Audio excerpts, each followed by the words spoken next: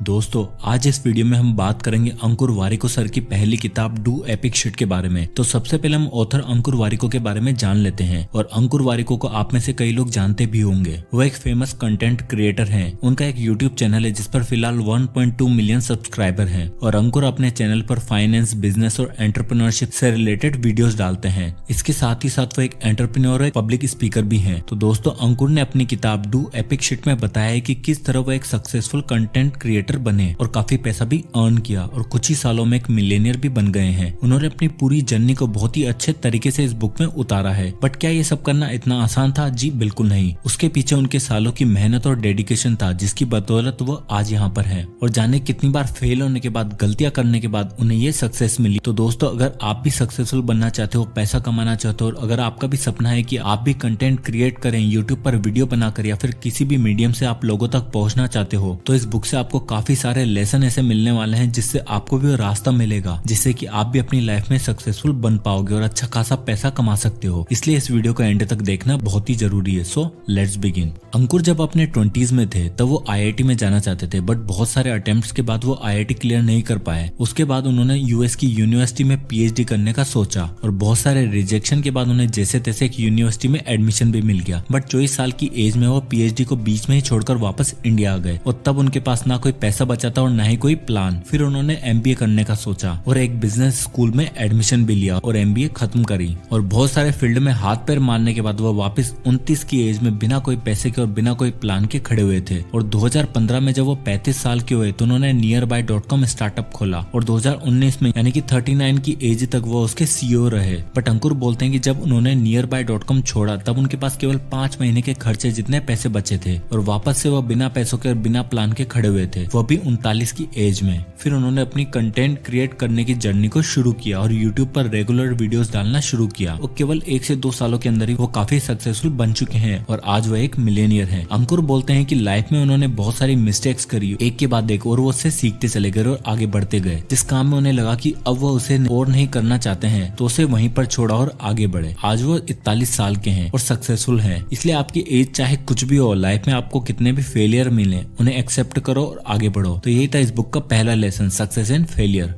Lesson number 2, money. Ankur जब छोटे थे तो उनके घर में ज्यादा पैसे नहीं थे और वो लोग बहुत सारे कर्जे में फंसे हुए थे। तब उन्हें पैसे से काफी नफरत होने लग गई थी। उन्हें लगता था कि पैसा ही सारे फसाद की जड़ है। इसी नफरत के कारण उन्होंने कभी भी पैसे को मैनेज करना और ग्रो करना नहीं सीखा और लाइफ में गलतियां करते चले गए। अंकुर अपने घर के लिए बड़े बड़े लोन लेते चले गए और लोन के जाल में फंसते चले गए। जब भी वो पैसा कमाते थे तो अपना लोन खत्म करने की जगह वो स्टार्टअप में पैसा इन्वेस्ट कर देते थे इस आशा में कि स्टार्टअप में उन्हें जल्दी अच्छा खासा प्रॉफिट मिल जाएगा और वो अपने पैसे गवाते चले गए। इनकम नहीं होने के बावजूद भी उन्होंने अपनी लाइफस्टाइल को नहीं सुधारा और क्रेडिट कार्ड पर चीजें खरीदते चले गए और लोन पे लोन लेते चले गए। जब शेयर मार्केट ऊपर जाता था तो जल्दी पैसा कमाने के चक्कर में वो पैसा इन्वेस्ट करते थे और जब नीचे जा रहा होता तो डर के कारण पैसा निकाल लेते थे। जबकि उन्हें इसका बिल्कुल अपोजिट करना था। जब मार्केट नीचे जा रहा हो तो शेयर खरीदो और जब मार्केट ऊपर जाए तो शेयर बेच दो। अंकुर बोलते हैं कि क्योंकि वो हमेशा पैसों से नफरत करते थे तो वो पैसों की रेस्पेक्ट करना भूल गए और फिर उसी तरह पैसे ने भी उनकी रेस्पेक्ट करना बंद कर दिया। इसलिए वो कभी भी अच्छा खासा पैसा नहीं कमा पा रहे थे। इसलिए अंकुर बोलते हैं कि अगर आपकी एज अभी बहुत कम है, अगर आप अपने 20s में हो तो आपको पैसों को सोच समझकर खर्च करना है। आपको अपने डिजायर को पूरा करने के लिए लोन्स नहीं लेने हैं। अपने पैसों को इन्वेस्ट करना है, उसे कंपाउंड होने देना है। अपनी औकात से बाहर जाकर चीजें नहीं खरीदनी और खासकर लोन लेकर तो बिल्कुल भी नहीं। होम लोन के अलावा अगर आपके ऊपर कोई भी लोन है तो उसे जल्दी से जल्दी खत्म कर देना चाहिए क्योंकि जब तक आपके सर पर लोन है आप हमेशा अपने आप को फंसा हुआ पाओगे। एक और बहुत ही अच्छी चीज अंकुर हमें बताते हैं कि अक्सर लोग जो इन्वेस्ट करते हैं वो फोमो के कारण होता है। फोमो का मतलब फियर ऑफ मिसिंग आउट, मतलब कि दूसरों से सुनकर इन्वेस्ट करना और खुद का दिमाग न लगाना। सब लोग बिटकॉइन में इन्वेस्ट कर रहे हैं तो मुझे भी करना चाहिए। सब लोग बिटकॉइन सेल कर रहे हैं तो मुझे भी बिटकॉइन को बेच देना चाहिए। हम लोग फोमो की वजह से इन्वेस्ट करना स्टार्ट कर देते हैं क्योंकि हमें लगता है कि कहीं हम पीछे न रह जाएं या फिर सामने वाले चाचा जी ने इस कंपनी में इन्वेस्ट किया है तो सब लोग उसी में इन्वेस्ट कर रहे हैं तो मुझे भी उसके स्टॉक्स खरीद लेने चाहिए, कहीं मैं पीछे न रह जाऊं। और इसी फोमो की वजह से हम बहुत बार अपना नुकसान करा बैठते हैं। इसलिए ऑथर बोलते हैं कि हमें कहीं पे भी इन्वेस्ट करने से पहले अपनी खुद की रिसर्च करनी चाहिए। अब चाहे वो किसी कंपनी का स्टॉक्स हो या फिर बिटकॉइन क्यों ना हो, अपनी रिसर्च पूरी करो और जितना जल्दी हो सके आपको इन्वेस्टिंग शुरू कर देनी चाहिए। अगर आप अभी अपने 20s में हो तो आपके ऊपर अभी इतनी रेस्पॉन्सिबिलिटी नहीं होगी, तो आप थोड़ा रिस्क ले सकते हो, आप नई नई चीजें ट्राई कर सकते हो, क्योंकि अगर उससे आपको फेलियर भी मिलता है तो आपके पास टाइम है उससे रिकवर होने का। बट अगर आप अपनी लाइफ में लेट स्टार्ट करते हो, जैसे कि 30 या 40 की एज में, तो आपके पीछे आपकी फैमिली होगी, तब आप ज्यादा रिस्क नहीं ले सकते हो। इसलिए आपको जल्दी से जल्दी स्टार्ट कर लेना चाहिए। Lesson number 3, entrepreneurship. आज के टाइम पर हर कोई एंटरप्रेन्योर बनना चाहता है। क्या करें, सुनने में जो इतना अच्छा लगता है, बट अंकुर बोलते हैं कि एंटरप्रेन्योर बनना इतना आसान काम नहीं है, क्योंकि स्टार्ट में तो आपको सब कुछ अच्छा लगता है कि हम नया बिजनेस स्टार्ट करेंगे, नई टीम बिल्डअप करेंगे, बट उसे हैंडल करना इतना आसान नहीं होता है। और जब कोई इंसान स्टार्टअप ओपन करता है तो उसके बाद उसे लगता है कि एक बार बस फंडिंग मिल जाए, उसके बाद सब कुछ आसान है। बट अंकुर बोलते हैं कि जब आप अपने स्टार्टअप के लिए फंडिंग ले लेते हो, तब आपको न केवल अपने कस्टमर को जवाब देना है, बल्कि साथ ही साथ आपको अपने इन्वेस्टर को भी जवाब देना है, क्योंकि उन्होंने आपके स्टार्टअप में पैसा लगाया है। अब आपके ऊपर और भी ज्यादा प्रेशर होगा जल्दी से जल्दी बिजनेस ग्रो करने का। और बहुत से लोग स्टार्टअप तो स्टार्ट करना चाहते हैं, अपना नया बिजनेस खोलना चाहते हैं, तो उन्हें लगता है कि उन्हें अपनी जॉब को छोड़ना पड़ेगा, क्योंकि उनके पास तो टाइम ही नहीं है अपने बिजनेस को ग्रो करने का। और अगर आप अपनी जॉब छोड़ देते हो तो आपके ऊपर अब और भी ज्यादा प्रेशर होगा, क्योंकि आपकी जो इनकम आ रही थी जॉब से वो भी बंद हो गई है। तो आप चाहोगे कि जल्दी से जल्दी मेरा बिजनेस ग्रो करे और आप बेफालतू का प्रेशर लेना स्टार्ट कर दोगे। इसलिए अंकुर बोलते हैं कि हमें वीकेंड्स पर, छुट्टियों में या फिर लेट नाइट में और अर्ली मॉर्निंग में अपने बिजनेस पर काम करना है, अपनी जॉब के साथ ही। और जब तक आपको अपने बिजनेस से एक अच्छी स्टेबल इनकम नहीं मिल जाती है, तब तक आपको अपनी जॉब नहीं छोड़नी चाहिए।